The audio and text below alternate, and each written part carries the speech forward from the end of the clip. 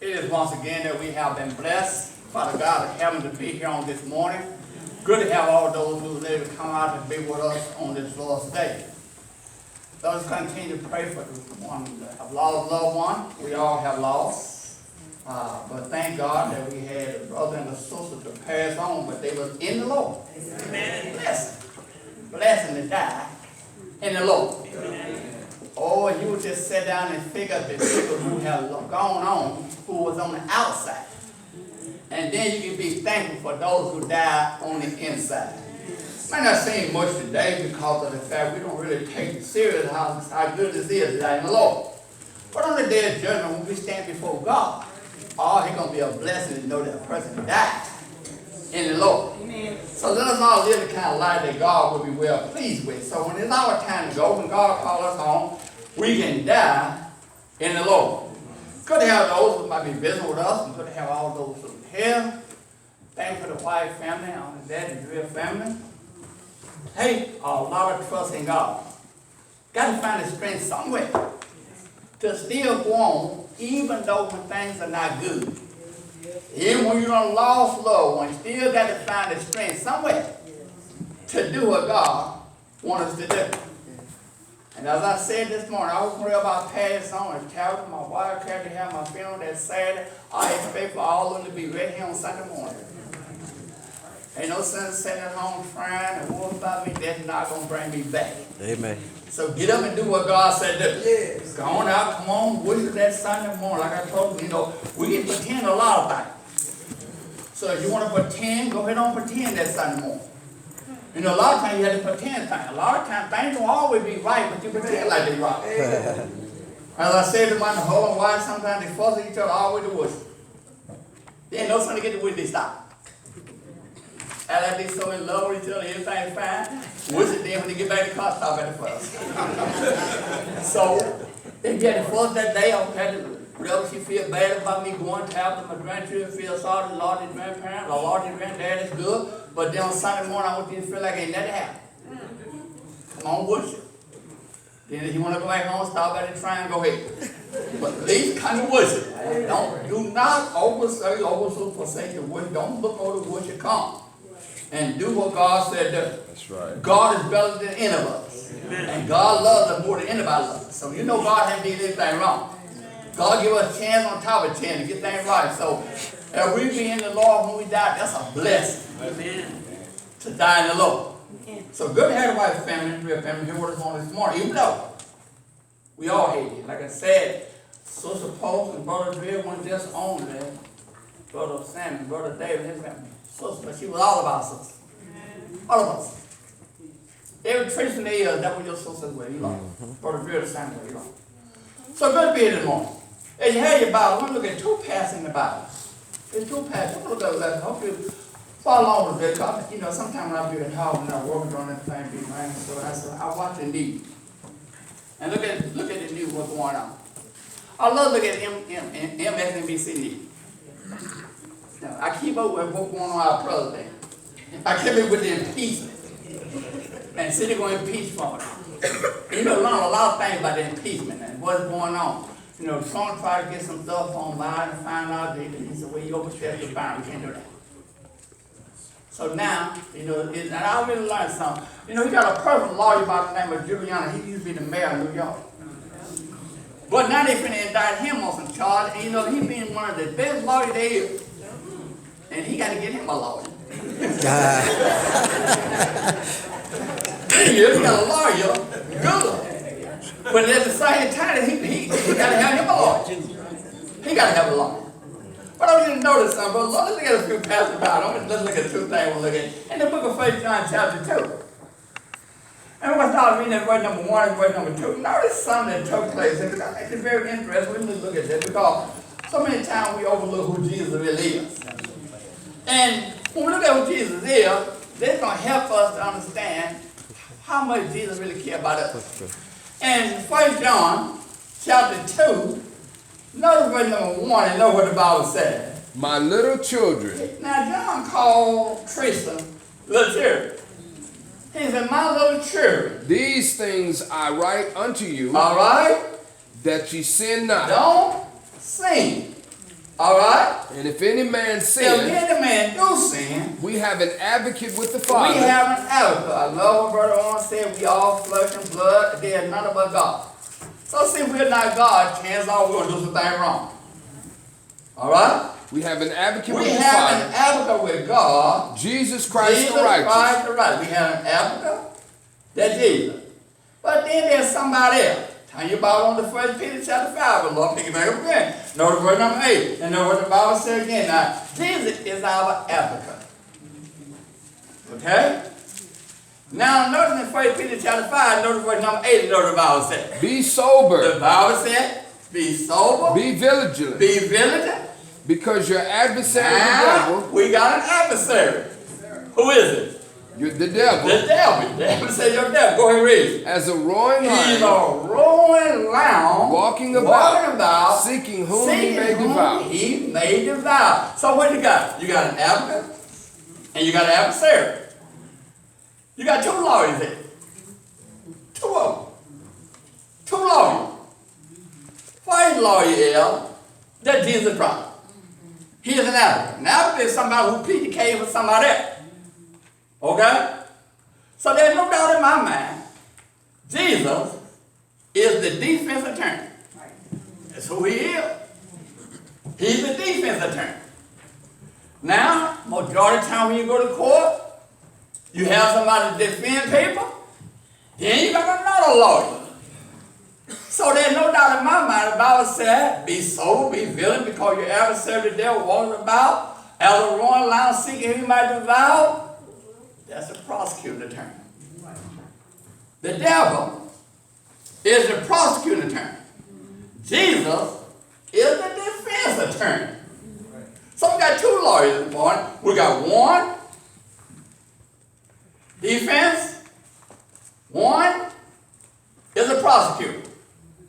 Jesus, the Holy Spirit, defense. The devil and his angels, prosecute. Now, everybody here needs an attorney. Got to have a lawyer. Make no mistake about it. Because everybody here is on trial. Make no mistake. You can't live through enough not to be on trial. Paul said, the wages of sin, death. So since the wages of sin is death, and Paul also said, all have sinned. So since everybody have sinned, everybody's on trial. Everybody on sin. And what to make this trial so interesting today? We're not on here for no petty stuff. You know, sometimes you serve on a jury, they call it a petty jury. And what the jury, those are people they just call, and a lot of times I serve on petty jury. They have people who broke in somebody's house. They have people who were caught drinking and driving. They have people who have not paid their tickets and all these things. Those are petty jury. But then, there's a jury where you got to have 12 people, and a lot of these trials are called capital murder trials. And when you got a capital murder, let me tell you, you better get the best lawyer that you can get. Because your life is at stake. All of us need to understand, we're not on trial today for no petty stuff. We're not on trial because we did this simple stuff. No, we're on death row. And since we're on death row, you got to have a good lawyer. And you got to have a lawyer that really know the law. Now, anybody know, if you got a lawyer and you tell me you've been paying him to be your lawyer, see, a lot of people get a lawyer way before they do anything. And whenever something happens, you call your lawyer. Well, you imagine that one day you discover that the lawyer I got, he had never been to the California Bar Law Association. He don't even know nothing about law. What you gonna do? I'm gonna change lawyer. So here we are on death row, and then we got to face the devil. The devil is the prosecuting attorney. Now let me tell you something about both of these lawyers. Both of them is good. Jesus is good at what he does. He's the best. And And the devil is the best at what he does. The devil like to kill people stuff that they didn't do. He loved to accuse people. You know, a lot of times we had to go to court, and it's sad to me. I got to go to court and to face something I didn't do, and at the same time I got to pay a lawyer to defend me, but I ain't did nothing. I got to spend money going to court, and when I was paying the lawyer get me out, I done lost my money, and I still had to deal a fine. Now, we were getting this building re-renovated, everything going on. Her partner, her lady here, she supposed to be working on the building, didn't do it, everything. Then when we told her to get somebody else to do it, she took really cool. And we had to go to court, prove that we didn't do it, but at the same time, we had to spend money to get a lawyer to prove that we were innocent. I would look at what the devil does. In the book of Revelation, the Lord is something about the devil because he's our adversary. He's one who is the prosecuting attorney. He always accuses us before God. He brings up the charges on us, and some of the charges that he brings up, some of the things that he said, we didn't do. But then sometimes he brings up stuff that we did do. All right, let's look at the book of Revelation. I'm going to notice something. In the book of Revelation, I'm going to talk about this because, see, a lot of times we need to understand. The devil accused us of stuff. When so. In Revelation chapter 12, notice verse number 10, and notice what the Bible said, because when you deal with the book of Revelation chapter 12, you'll see there was war in heaven. And the Bible says, Satan, the devil, fought against my God, and he fought against him. And God threw the devil out. But the devil is smart. He didn't leave heaven by himself. The Bible says, he teaches us that he took 1/3 of the stars, in other words, he took 1/3 of heaven back with him. All right? But by the time we got to verse number 10, notice what the Bible said about the devil.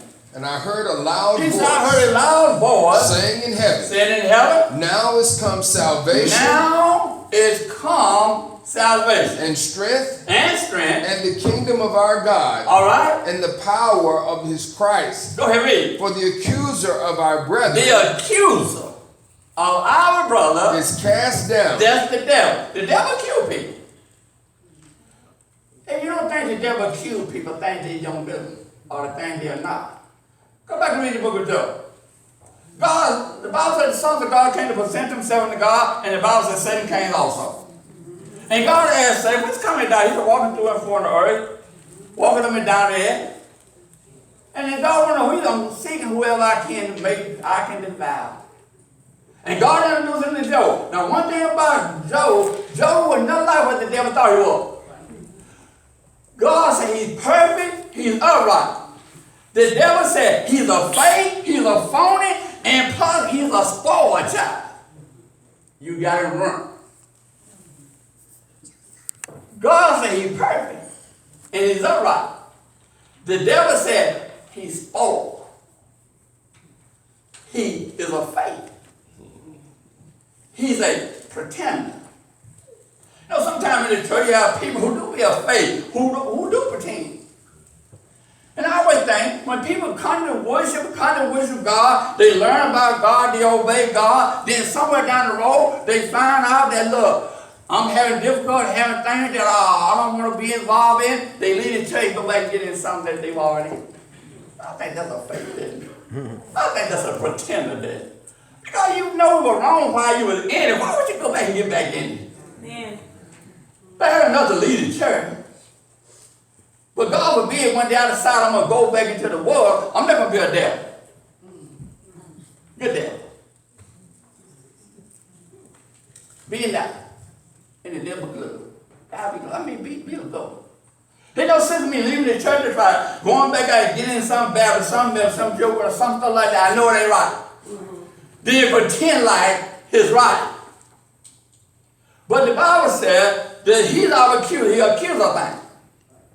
So since he accused us of things that we what? He said Job is a pretender. He said Job is somebody who is spoiled.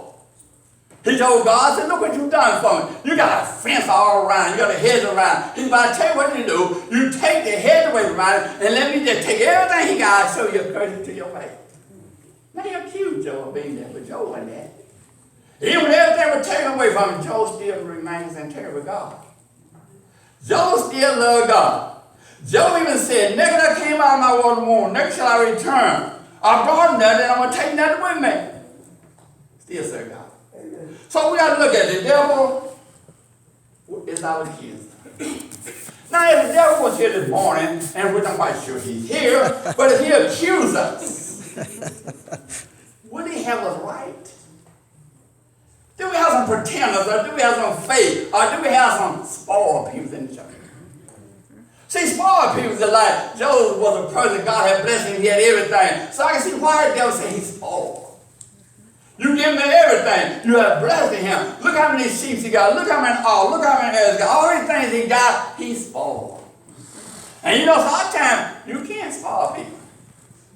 You give everything and all that, they really don't care nothing about you, but they look at what you give them. And whenever you start giving them, they start loving you. But Job wasn't like that. So now we got the trial set. We got everybody ready. But let's look at Jesus right now. If you know the record of Jesus, ever since Jesus come into this world, Jesus have always defended people. Jesus have always showed love. Jesus made it perfectly clear when he came into the world in John chapter 3, verse number 16. We all read it. For God so loved the world that he gave his only begotten Son, that whosoever believe in him should not perish but have everlasting life. For God sent not his Son into the world to condemn the world, but that the world through him might be saved. Jesus said, I'm not coming to condemn.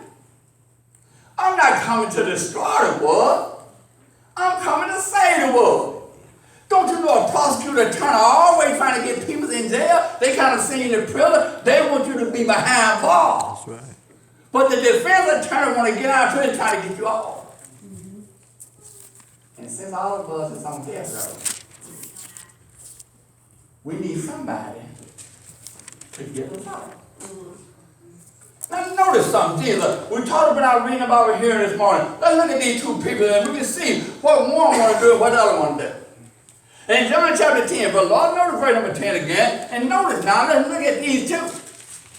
And we can see the difference in them. In John chapter 10, notice verse number 10, notice what the Bible says. The thief cometh. The thief is the devil. The Bible said the thief cometh not but for to steal. He don't want to help nobody. I have never ever seen in my life where somebody can love somebody so much and the person that you love don't care nothing about you. People love the devil. People obey the devil. People that take the devil home with them. People bring the devil to church with them, ride with the devil, eat with the devil, sleep with the devil, everything. And all that time, the devil said, I want to kill you. That's his job.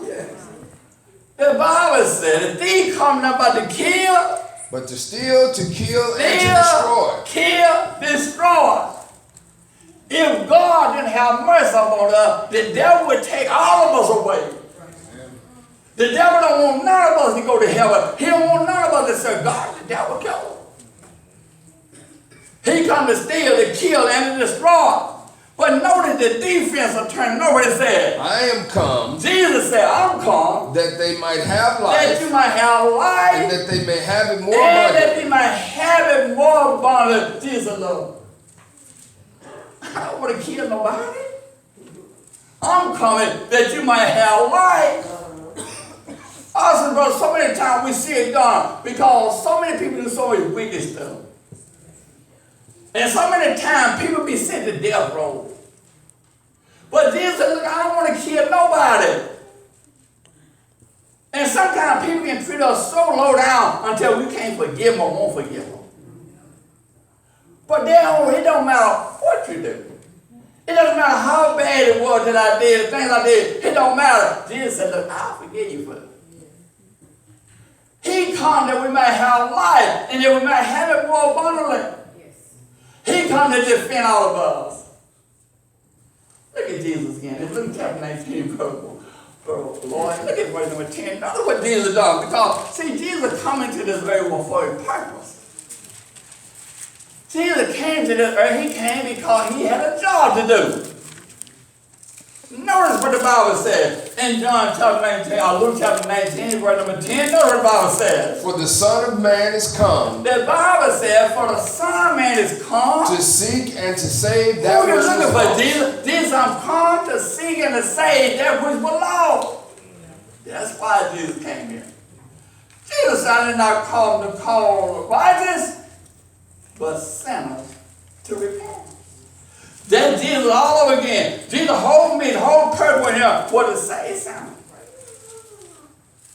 Now, all of us, we in trouble because we done did things that we shouldn't have done. Now we need a good attorney. We need a good lawyer.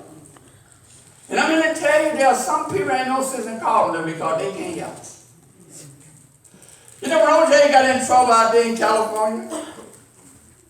He hired the cotton for him. Johnny Cotton was living then, that's what O.J. got. Then Johnny Cotton turned around and hired some more lawyer. They called themselves the Dream Team. They prepared, they get together because they get ready to fight it in a court of law. And you got that prosecutor attorney. I'm going to tell you, ain't no sense in calling the cotton farm today because they can't help it. We have one of the best law firms in the smallest town there is. See, in the town of Ashland, don't close your eyes when you go through that. Because you'll miss it. But back there on the square of Ashland, we got a big law firm that got for Reese and for Reese, our attorney at law. One of the best they is. The Marines will get you out of stuff. They will make people believe one thing all the time is something else. You know, I remember from college, I graduated from high school, I was going to law school. Go to Ole Miss and practice law. For 4 years, she practiced law. I want you to be a lawyer. But thank God she changed. I don't want to be no lawyer. Lawyer don't always tell the truth. Lawyer don't do things right. Lawyers are all to kind of win a case. When we look at it, we need a defensive team. They're going to stand up for us. Because we all have committed sin. We all on the death road. The devil knows. We all is determined. We are bound to be cast away from God. We are all on our way to hell. Why? Because we have all sinned. So now, since I know I'm on my way to hell, I got to get me an attorney to get me off. I need somebody to plead my case. Got to get Jesus. He's best. Notice now, there are some sins in the Bible. And if you commit these sins, you will die. In the Old Testament, you would die by doing certain things. Wasn't no ifs and ands, buts about it. And you were caught, you were dead. Let's look back. Let's look at the things that we talked about. Because things happen. And we need somebody to defend us. We need a lawyer that will come and defend us.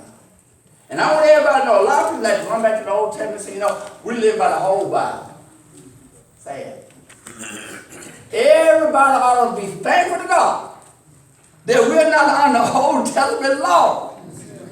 Because when you look around in this crowd here, maybe none will be here. More, all of us here will be dead. So thank God we're not under the law of Moses, but we're under grace and truth. Because if we were still under the law of Moses, a lot of us would be dead. Deuteronomy chapter 22, brother Lord, let's look at something. And the truth of the matter is a lot of us guilty of this sin right here. And if you were caught like this, you were dead. If I did this sin, I'd be dead. Well, could nobody save you because it was law. In Deuteronomy chapter 22, notice something in verse number 22 to verse number 24. Know what the Bible says. If a man be found lying with a woman married to a husband. See?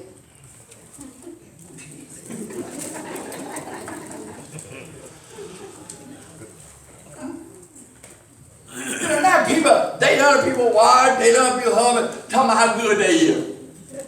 I touch their wife, I got a husband. In the Old Testament, you do. If a man be caught laying with another man's wife, then they shall both of them die. They'll penalty. Both of them shall die. Go ahead and read. Both the man that lay with the woman, The man that lay with the woman, and the woman. and the woman, So shalt thou put away evil from he's going to put Israel. away evil. Both of them dead, kill them. Go ahead and read. If a damsel that is a virgin be betrothed unto a husband, All right? and a man find her in the city and lie with her, then ye shall bring them both out unto the gate of that city, and you shall stone them with stones that they die. You know, people tell you, well, they ain't married, so that means she free game. He free game. We'll give us God. But see, in the Old Testament time, if somebody will promise to you, nobody can bother. If they did, they'll kill both of them. Let's move in Leviticus. Notice what the Bible says. In the book of Leviticus, we're going to look at things because we see these are death row penalties. These are sins that you commit, you'll be put on death row. And then you won't death row. I mean, you had to die because wasn't there nobody can do about it because these were God's laws. God has set these laws up. You would die. In Leviticus chapter 20, notice verse number 10, and notice what the Bible says. But now, grace is true. When grace is true, kind. God give us chances now. Now in Leviticus, in the book of Leviticus chapter 20, notice verse number 10, notice what the Bible says. And the man that committeth adultery with another man's wife, All right? even he that committeth adultery with his neighbor's wife, Uh-huh. the adulterer and the adulteress shall surely be put to death. Both of them, put to death. Go ahead, read. And the man that lieth with his father's wife have uncovered his father's nakedness, Uh-huh. both of them shall surely be put to death. death. Put to death. Death penalty. Now, couldn't nobody save you? Couldn't nobody get you off? If God didn't pardon you, if God didn't let you go, then you're supposed to die. But you know, by the time you get to the book of Samuel, you found a man who lay with another man's wife, they didn't kill him. David had Bathsheba, her husband, killed. Then he turned around and took her to be his wife. And God told David, said, you're not going to die. David will be dead. God told him, said, look, I'm not going to kill you. You're not going to die. But I want you to know that sword is not going to leave out of your house. Sometimes it might be better off just going to die than for the sword to be in your house. God told David, said, the sword going to be in your house. Well, the next thing you know, as time went on, David had children. And here David is, got some son and daughter. And one of David's sons raped his sister. He acted like he loved his sister so much, he couldn't do without her. Then no sooner he lied with the Bible, said he hated her. Then, not only that, God told David, said, you did it privately, but I'm going to make it public. David had another son that got a woman and went up on top of the house and public everybody and laid with her so everybody can see her. Disgraced the family. Not only that, the sword is still in David's house. David's son rose up against each other and started killing one another. And that wasn't bad enough. David's own son wanted to take the kingdom from his daddy. He tried to kill his own daddy. Saul was in their house. But when we look at this, we need us an attorney who won't get us off. Because the death penalty one day going to be served. And we're going to have to get what we deserve. Let's look at something. And we're going to see these two lawyers at work. In John chapter 8, verse Lord, let's pick the story up because we know what happened. You lie with another man's wife. We know what's supposed to be happening to you when you come into adultery. We know you're supposed to be dead. But thank God for Jesus. Jesus done kept a lot of us out of hell. Because when you look at it, all of us here really should be in hell. hell. Because all of us haven't been in the church all the time. We haven't been doing right all the time. And brother, if truth was given to all of us, and we were given what we deserve to be in hell. But God mercy, He rained mercy on us, even when we didn't know God. He still blessed us. He did not allow the devil to take us away. Don't you not know when you're doing wrong that the devil want to kill you right there? Yeah. Notice something. In John chapter 8, notice verse number 1, notice the Bible says. Jesus went unto the Mount of Olives. The Bible said Jesus went to the Mount of Olives. All right? And early in the morning he came again into the temple. In the morning he came into the temple. And all the people came unto him. And here come all the people. And he sat down and taught them. And sat down and did talk. All right? And the scribes and Pharisees brought unto him. Here come the scribe and the Pharisees. You know that's trouble. Here they come to Jesus. All right? Brought unto him a woman taken in And look what he got with him. Got a woman. And not only did he bring the woman, this is not a social call. They not just bringing the woman to introduce her to Jesus. But they bringing her for a reason. First of all, they want to trap Jesus. They want Jesus to either go get the law of Moses or else save the woman's life. Because they knew if Jesus saved the woman's life, he won't get the law of Moses. And if he don't uphold Moses' law, then he breaking the law. The Bible said he brought a woman unto Jesus. Taken in adultery. Taken in adultery. And when they had set now her in the Bible said when he had set the woman in the midst. They say unto him. And brother, now you know they picture wrong. But who do you expect, or what do you expect from the devil? You don't expect the devil to play fair. You don't expect the devil to do right. The Bible said he set the woman in the midst. It's sad when we want to bring somebody and leave somebody out. Oh, a lot of things women can do. But come in adultery. Why we don't do that by themselves?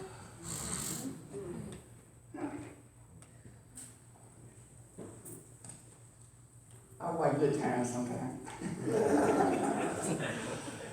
And James and his wife, they argued. JJ done brought a woman home pregnant. And James told his wife, women get pregnant all the time like this. Girls get pregnant all the time.